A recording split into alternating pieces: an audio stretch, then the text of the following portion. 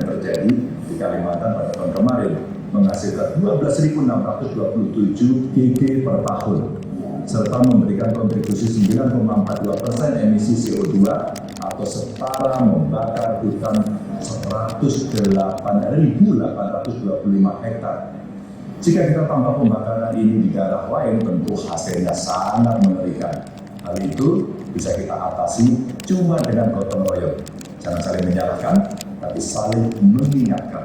Dan yang paling penting, semua hanya tentang kesadaran. Karena sebenarnya kita tidak mewarisi alam ini dari nenek moyang, tapi sedang meminjamnya dari anak cucu kita. Terima kasih. Insya Allah acara Indonesia Net Zero Summit 2023 ini akan memberi manfaat besar untuk alam Indonesia di masa sekarang dan masa depan. Assalamualaikum warahmatullahi wabarakatuh.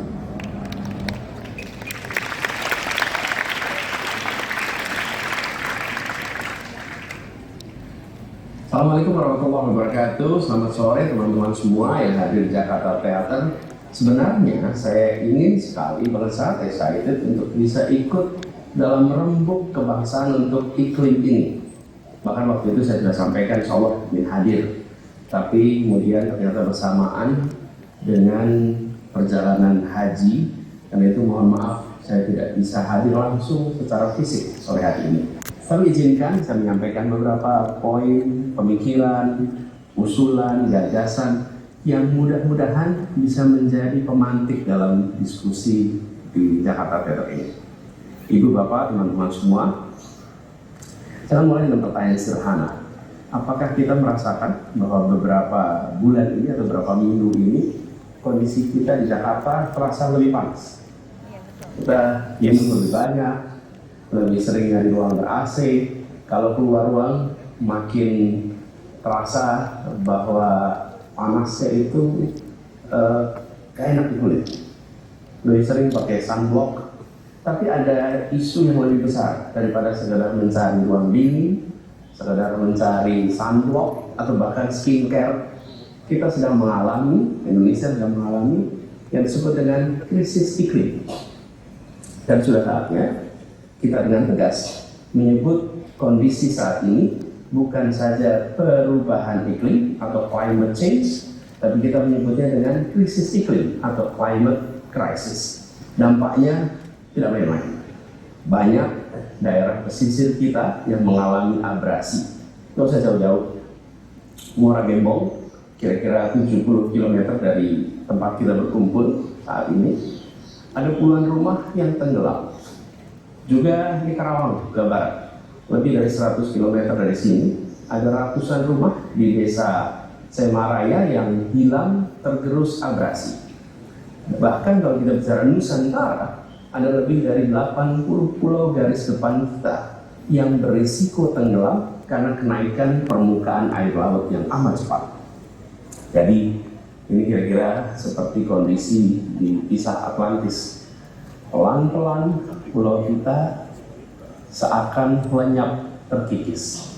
Nah, dalam situasi seperti itu, kita harus tengok kembali apa yang sudah kita kerjakan dan apa yang akan kita kerjakan ke depan. Ada banyak komitmen penyelesaian krisis iklim yang sudah dibuat dan targetnya pun tinggi. Saya rasa baik kita untuk memiliki target yang tinggi. Tapi pada saat yang bersamaan, target yang tinggi itu harus diiringi dengan kebijakan yang sejalan, yang satu sama lain itu konsisten.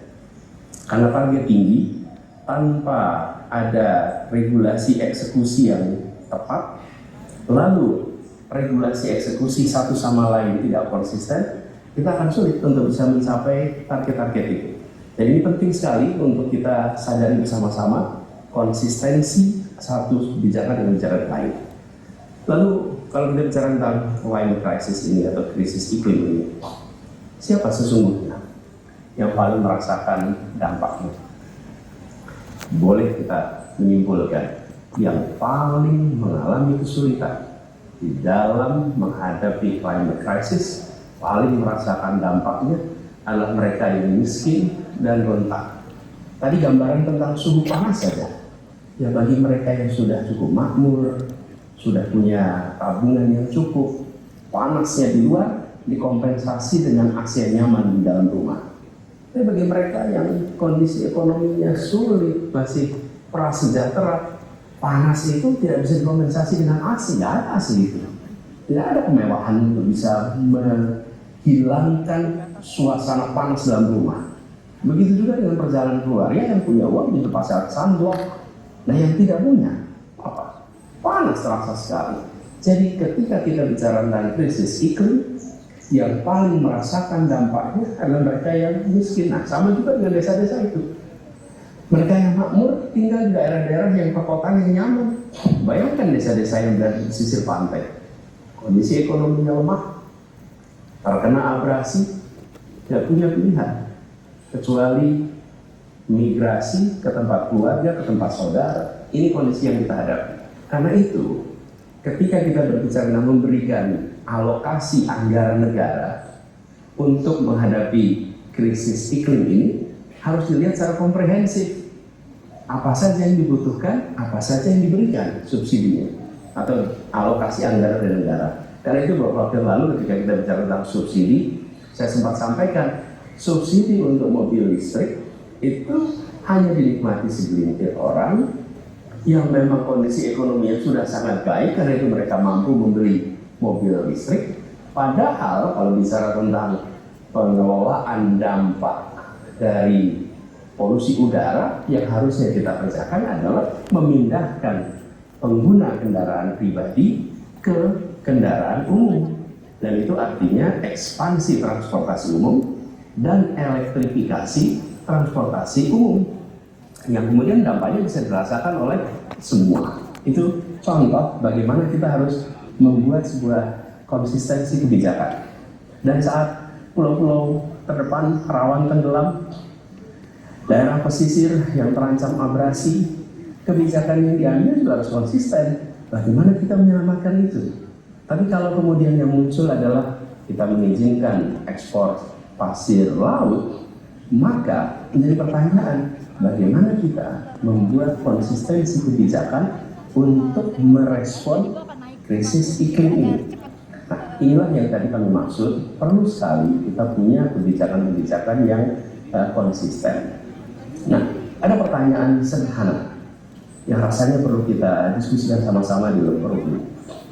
Di manakah letak keadilan sosial untuk rakyat Indonesia yang kita butuhkan dalam pengelolaan, dalam mencari solusi krisis iklim saat ini? Jadi kita membutuhkan agar solusi krisis iklim ini adalah juga keberpihakan, bukan malah menjadikan ini semacam pintu masuk untuk berbagai macam kepentingan komersial, kepentingan parsial, tapi justru ini menghadirkan solusi yang terasa oleh seluruh masyarakat. Jadi kebijakan-kebijakan sebaiknya tidak hanya fokus pada satu aspek yang biasanya sering kita jadikan aspek paling utama, yaitu pertumbuhan ekonomi, perkembangan ekonomi. Ke depan kita perlu tambahkan bahwa pengambilan kebijakan harus memperhatikan sekurang-kurangnya 3 aspek. 1, tentu harus berorientasi pada pertumbuhan ekonomi atau pertumbuhan ekonomi pasar. Yang kedua, dia juga perlu berorientasi pada keadilan sosial. Yang ketiga, atau distribusi yang merata. Kemudian yang ketiga, perlu juga berorientasi kepada keberlanjutan lingkungan hidup. Jadi ekonomi tumbuh yang merasakan pertumbuhan merata dan lingkungan hidup terjaga. Ini kombinasi yang saya rasa penting untuk kita sama-sama sadari. Jadi kita perlu kebijakan-kebijakan yang berlandaskan pada spirit untuk menghadirkan keadilan sosial. Kita perlu memihak kepada mereka yang paling terdampak oleh krisis ini, dan kita memunculkan rasa keadilan yang sering kita sebut dengan istilah climate justice. Jadi kami mencita-citakan Indonesia yang memiliki keadilan iklim.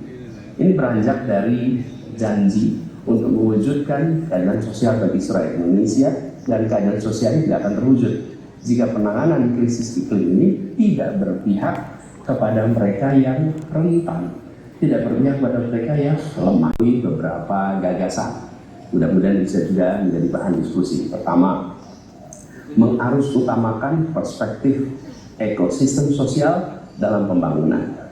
Jadi bersyukur bahwa ikhtiar menghadirkan solusi krisis iklim ini sudah kami rintis juga ketika di Jakarta bersama-sama dengan jajaran Pemprov dan juga bersama dengan pegiat-pegiat lingkungan hidup, khususnya generasi baru, sehingga dampak krisis iklim yang sifatnya multi sektor itu bisa kita berikan solusi yang juga multi sektor, yang juga komprehensif.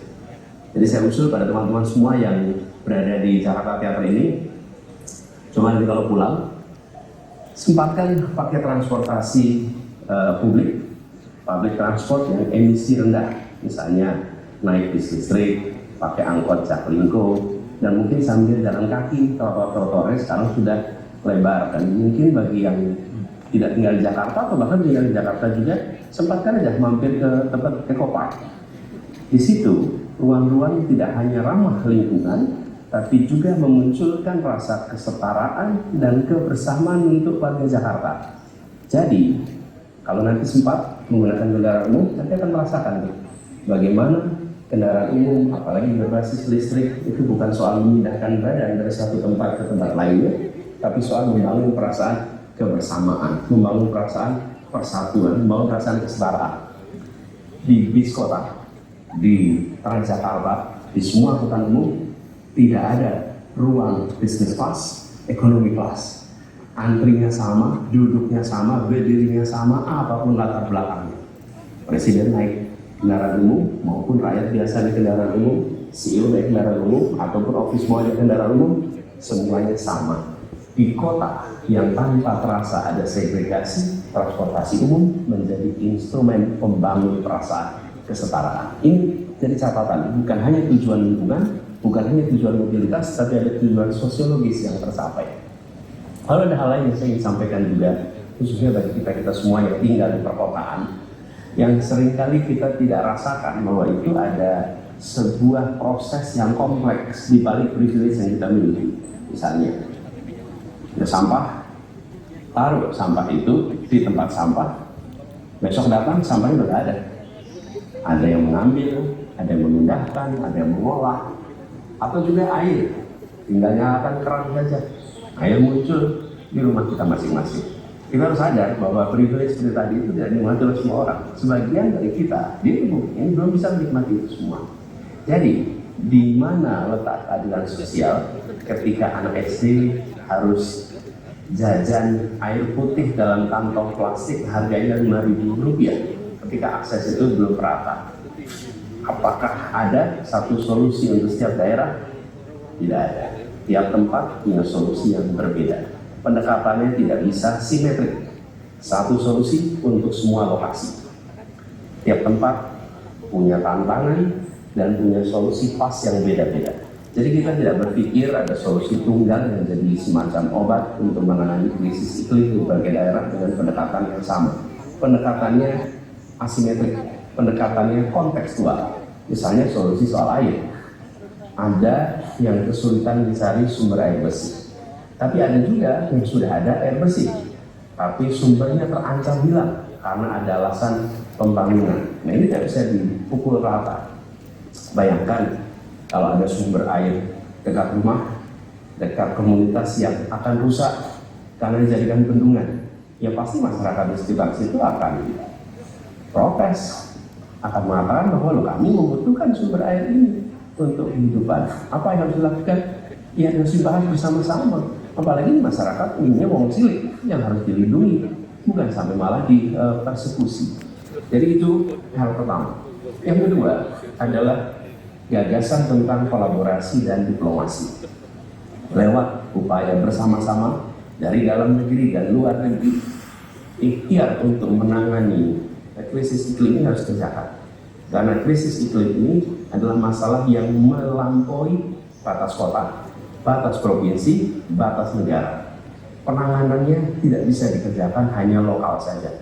Kolaborasi di tingkat lokal harus dibarengi dengan kolaborasi di tingkat internasional, tidak bisa disebut dengan diplomasi internasional. Karena kita harus ingat ya, bahwa janji para pendiri Republik ini adalah menjaga ketertiban dunia dan harus dipenuhi.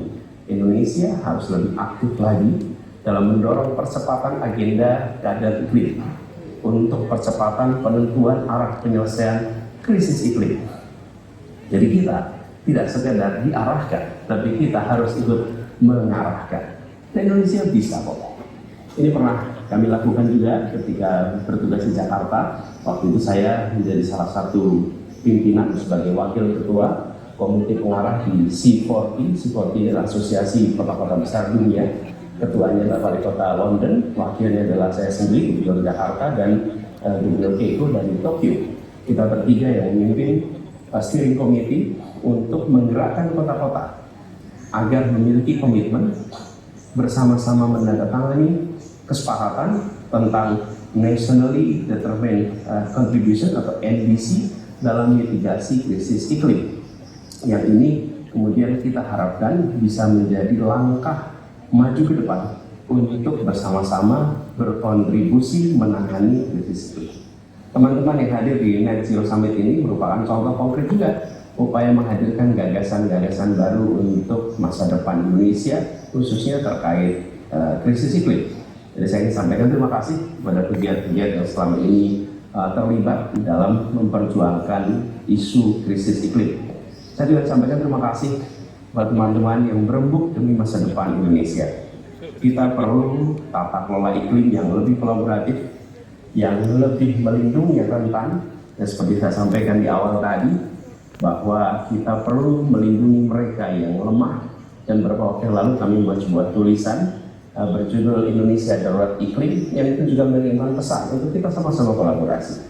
Mudah-mudahan diskusi ini bisa membawa gagasan-gagasan baru, aksi-aksi baru, dan pemantik-pemantik diskusi yang disampaikan oleh para pembicara akan benar-benar bisa memantik percakapan yang produktif, percakapan yang solutif. Tentu itu semua pada akhirnya mulai dari diri kita sendiri. Lalu kita kolaborasi, dan harapannya nanti di generasi Tiwari ini akan muncul solusi baru. Kalau di Three Musketeers ada istilah one for all for one, itulah kita sekarang. Insya Allah kita sama-sama bisa melangkah mewujudkan keadaan iklim untuk semua. Salam hormat, salam hangat untuk semuanya. Terima kasih. Assalamualaikum warahmatullahi wabarakatuh.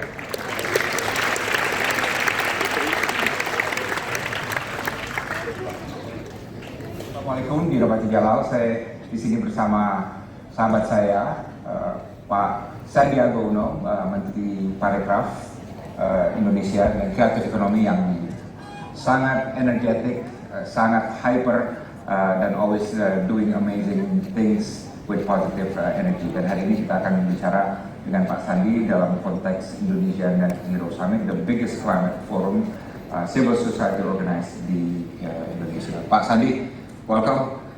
Terima kasih, Pak. Terima kasih banyak. Pak Dino, saya ucapkan terima kasih sudah bersedia untuk berbincang pagi ini, dan ini di pendopo kita sedikit ekosistem dari pandangan net zero kita, yaitu ada suara ayam berkokok, ada suara burung-burung. Ini yang kita ingin hadirkan karena saya juga sangat mengapresiasi anak-anak muda ya.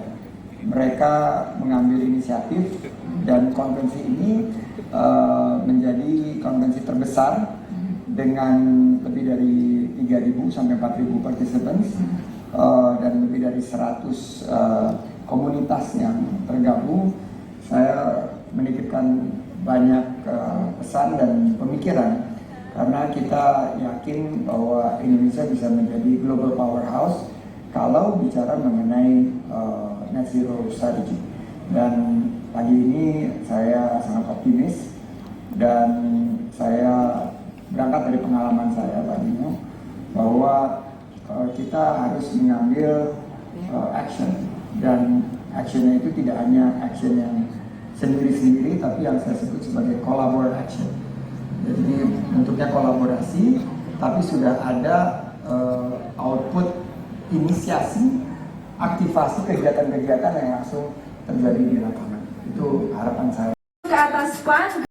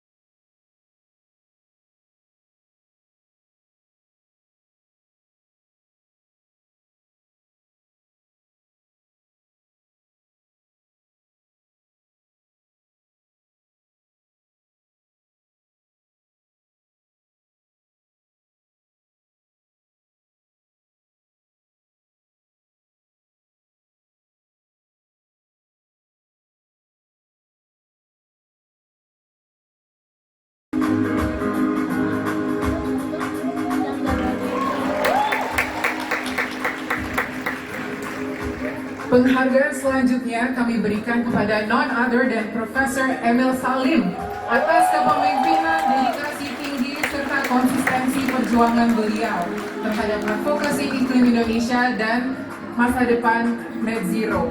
Beliau adalah Menteri Lingkungan Hidup pertama Indonesia dan beliau juga adalah satu-satunya veteran pendekar iklim yang telah malang melintas dalam 3 generasi. Terima kasih Profesor Emil atas kebijakan dan semangat untuk terus mengawal perjuangan iklim di Indonesia.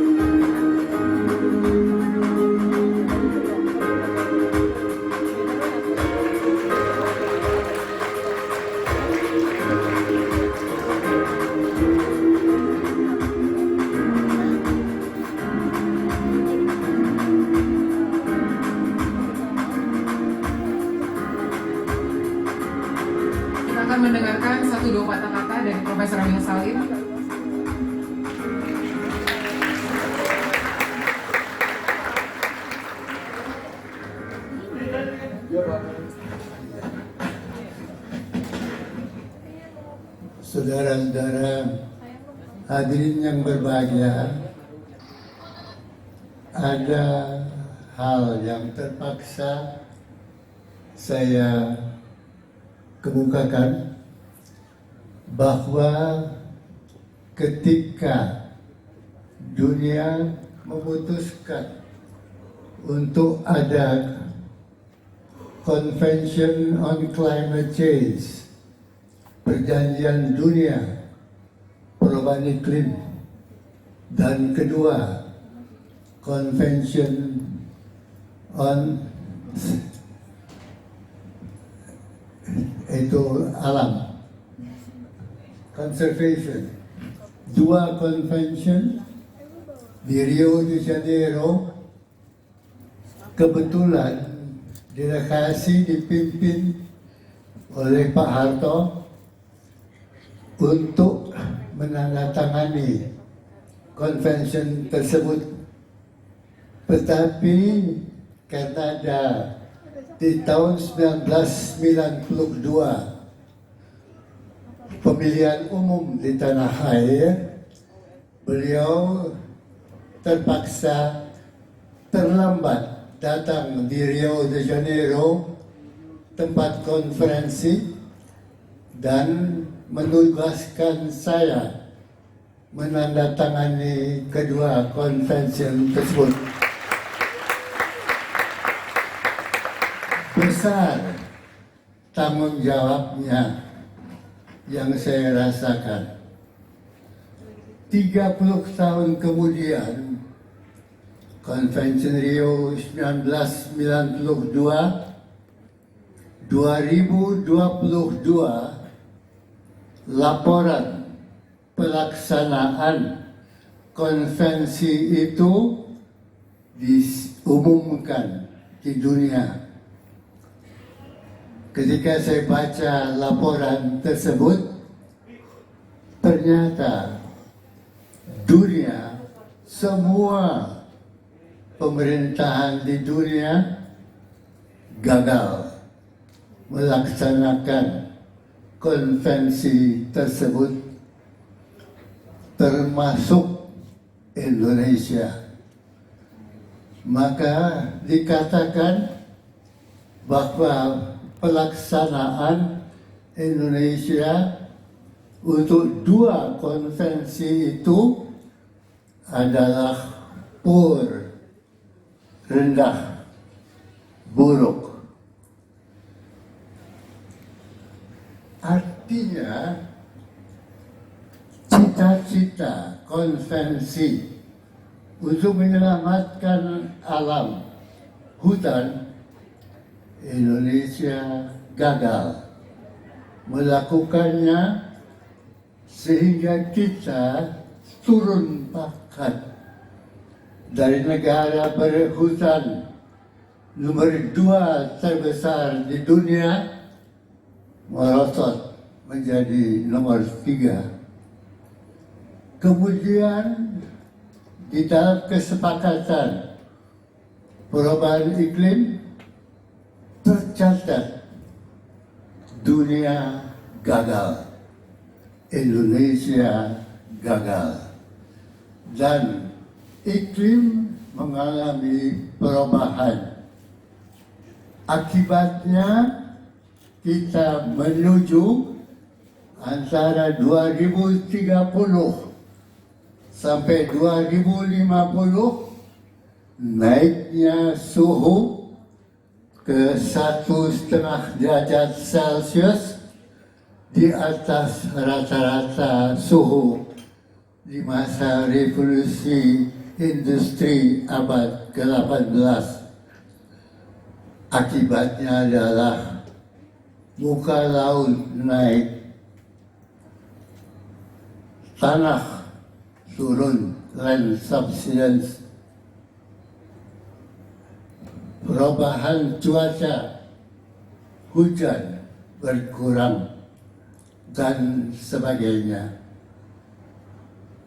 Dampaknya adalah pada kehidupan manusia yang perlu mengatasi ancaman krisis air minum, pangan, dan lain-lain.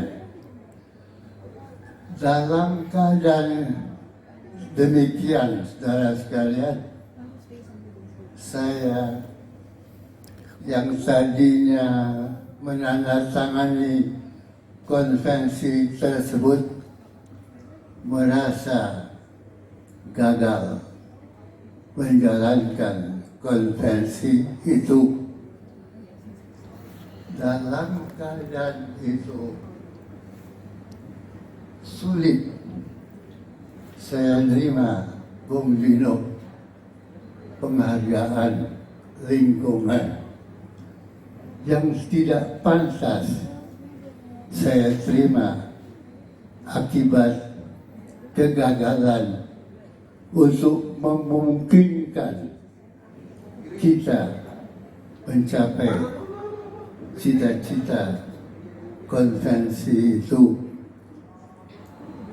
Kita perlu menyiapkan diri menghadapi dunia lain,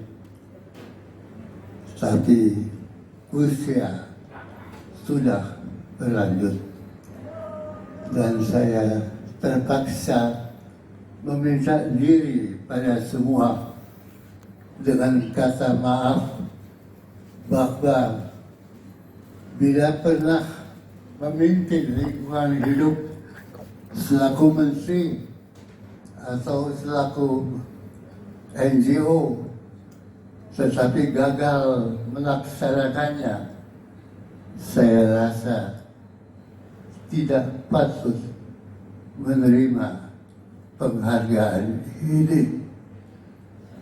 Saya hargai maksud saudara Dino, tapi hati nurani berkata perjuangan mengatasi krisis lingkungan memerlukan gerak kita semua dengan semangat yang lebih baru dari yang pernah kita alami kemarin. Dan saya sedang mencari jalan apa cara baru itu. Tapi sementara itu kepada bangsa, kepada tanah air, kepada semua teman-teman di NGO, lembaga swadaya masyarakat yang membantu saya mohon maaf bahwa kita tidak berhasil mencapai cita-cita di dalam konvensi on perubahan iklim dan Convention on Biodiversity. Bung Dino, ini bukan persoalan menerima atau menolak, ini persoalan hati nurani. Mohon maaf kalau saya.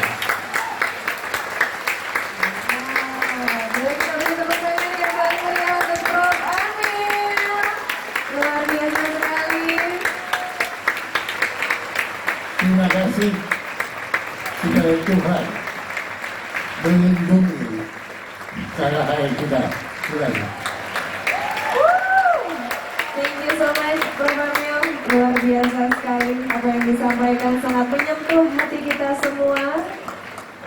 Tentunya para peserta sampai berdiri ya, saking tadi Prof. Amil menyampaikan hal-hal yang sangat menyentuh hati kita semuanya. Baiklah, kepada Mbak Esther, kami persilakan untuk melanjutkan. Baik, terima kasih kepada Profesor Emil Salim sekali lagi untuk telah memberikan 1-2 kata-kata langsung dari hati nurani beliau kepada kita semua. Semoga kata-kata dari Profesor Emil Salim bisa menginspirasi kita para pegiat iklim di Indonesia Net Zero Summit untuk terus melanjutkan effort beliau dan juga upaya beliau untuk mencapai dunia iklim 1,5 derajat Celcius. Untuk itu kami berterima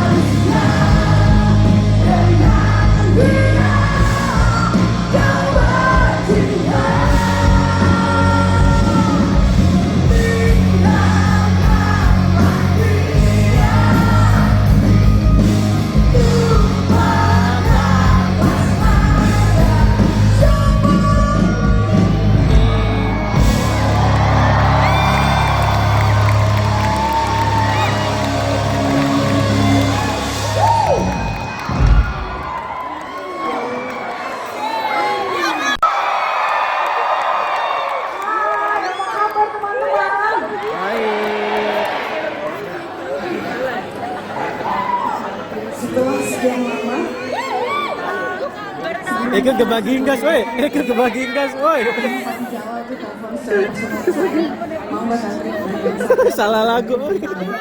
Salah. untuk bisa menggerak pasar yang lebih luas lagi untuk sama-sama angkat tangan kompetisi agar bisa net zero.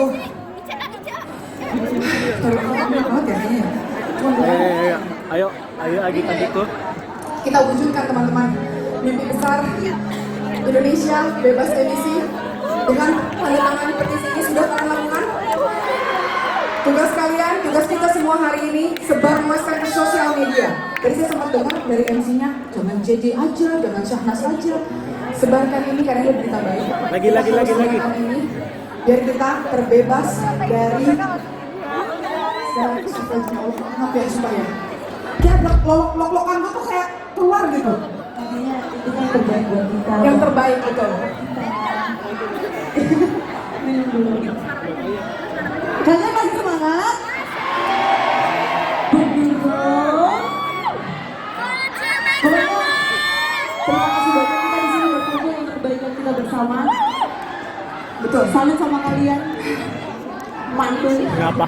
Aku mau tanya, selain warga Jakarta yang hadir di sini, apakah ada warga di luar dari Jakarta? Ya ternyata ya. Depok, ada Depok? Bandung? Kalimantan ada? Wow. Sulawesi? Acung 2 kali? Sumatera? Papua? Ini perwakilan seluruh Indonesia ternyata ada di sini. Kerabat Kota ada kerabat Kota? Oke, kalau misalnya tadi kan ada dari Jakarta, dari Bandung segala macam. Aku mau tanya, selama kalian di Jakarta itu kalian ngerasa nggak sih Jakarta itu panas banget? Itu cuy, so hot, betul. Dan tau gak sih, pas tadi saya lanjutin ya, Pak Dino tahu.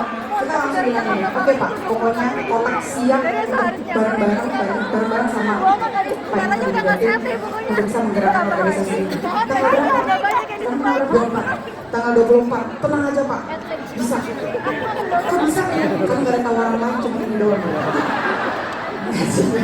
Anda guys, laku kok. Nah, tapi kita benar-benar ada gerakan tersendiri dari lubuk hati kita yang paling dalam, karena kami sudah berkeluarga, karena kami punya generasi selanjutnya. Rasanya Jakarta belakangan ini benar-benar panas sekali, seperti yang dibilang sama Cuan, panas banget, hujan tiba-tiba hujan, bahkan kalau kita jalan naik mobil aja tuh benar-benar nggak kelihatan, berasa kayak kabut tapi pas lagi dibuka, apa bahasa itu? Ngerti nggak? Anak Depok ada tuh empok, tau nggak? Aneh pokoknya rasanya nggak banget. Dan ternyata kata WHO, kualitas udara Jakarta itu sekarang itu sudah 20 kali lebih buruk dari yang seharusnya karena emisi kotor. Udara juga nggak sehat. Ditambah lagi pohon dan hutan juga banyak banget yang ditebang, ya kan? Jadi sama-sama kita bergerak bersama. Teman-teman kerabat kota, ini tugas kita bareng-bareng, kita sebarkan petisi ini ya teman-teman kerabat ya. Mana ada teman-teman kerabat? Seperti lagu yang akan kalian bawakan, lagu ini mengingatkan kita untuk terus menghijaukan bumi agar generasi kita menjadi generasi yang sehat, generasi yang memang bisa menjalani hidupnya dengan layak dan mendapatkan haknya terhadap bumi yang bersih. Hijaukan bumi.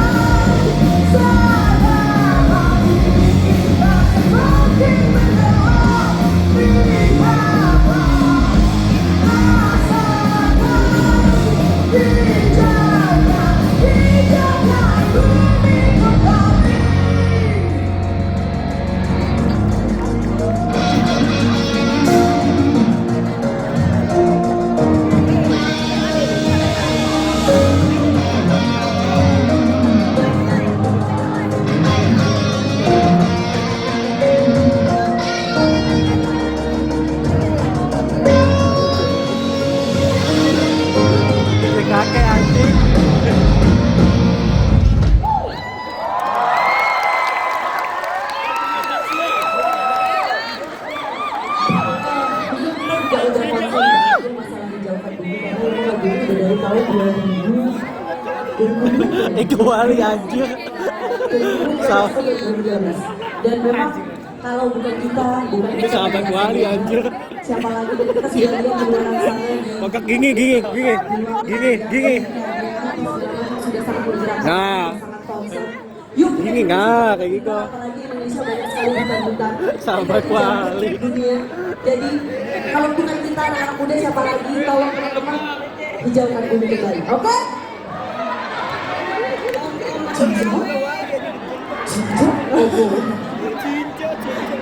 Oke. Tadi lagu hijaukan bumi. Pasti baru pertama kali denger kan? Hello, kemana aja? Setelah dari sini pulang, jadikan lagu ini menjadi tim song karena untuk banyak orang. Untuk lagu selanjutnya.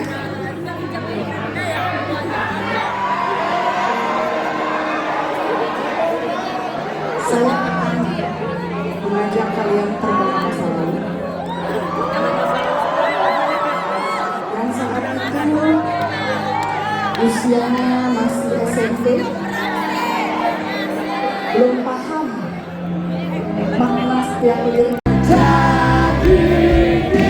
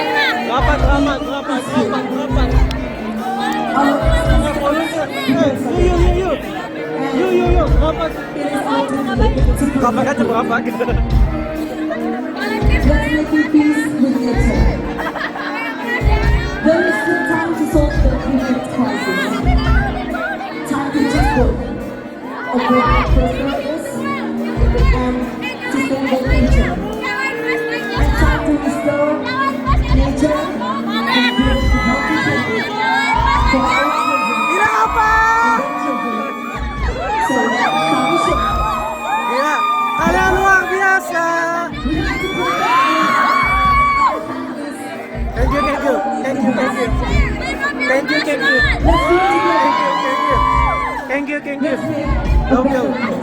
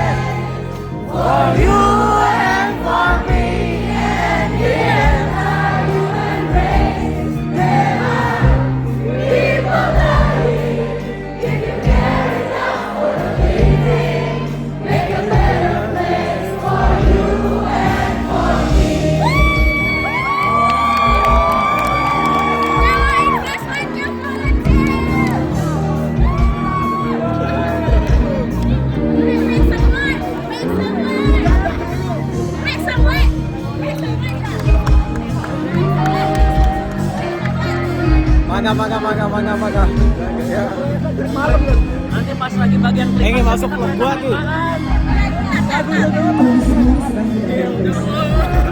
Gitu. Gak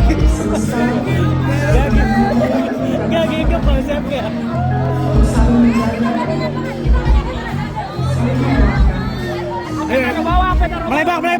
Melebar.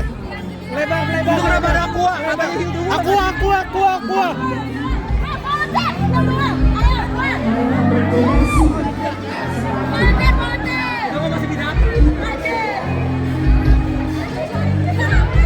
Oke, pegang tangan gue aja.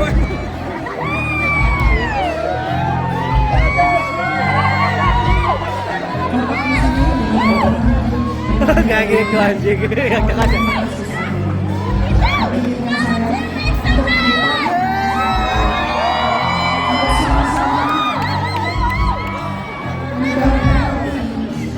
Seluruh Indonesia bersama-sama mengelola kompetisi Beneran diem doang anjing. dibincangkan oleh FPCI.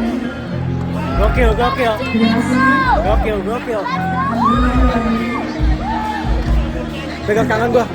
Gua lagi nge-vlog soalnya. Iya. Enggak lu pegang tangan gua. Oke. Iya bentar belum mulai. Belum. Ayo dong, mulai. Udah panas. Oh dia udah mau nyembah apa itu?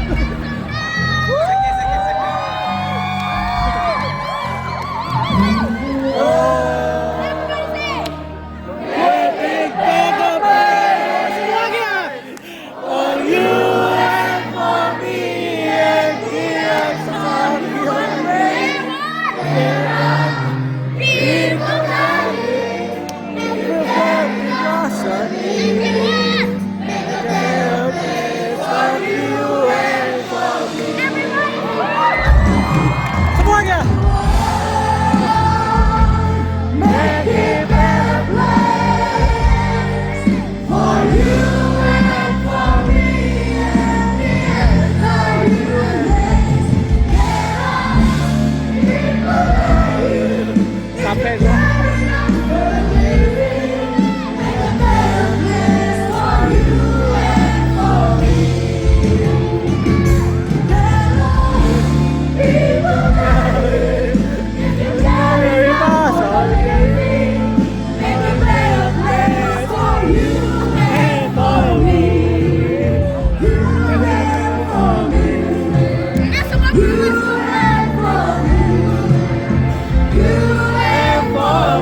Semuanya bilang apa?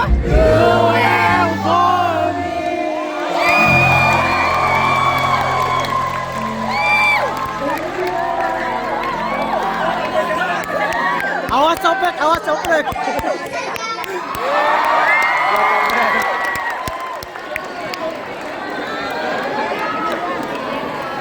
Tuh nggak, itu bayarannya paling mahal.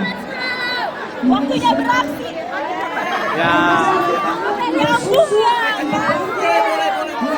Boleh lah.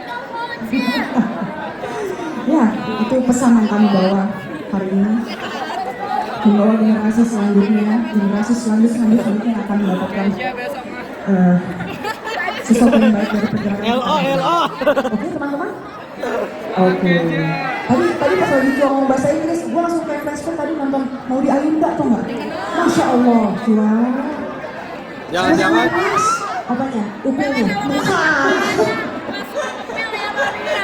Oke, sebelum itu kami akan mengucapkan terima kasih dulu untuk FPCI Friends juga yang hadir di sini. Teman-teman kerabat kota, terima kasih banyak.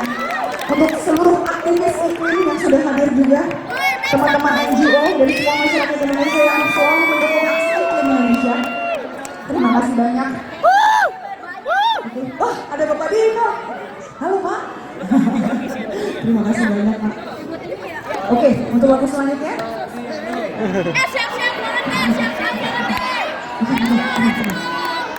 Dari suatu pergerakan baik, itu pasti ada aja orang yang nyindir. Ngapain sih nge-repost kayak begituan, mending kita cari-cari berita-berita yang bisa bikin lebih heboh lagi, pasti ada. Baterai gua lobek, Baterai gua lobek, Buat mereka, Mendingan kita kasih aja lagunya. And this is we call it Hey Tas!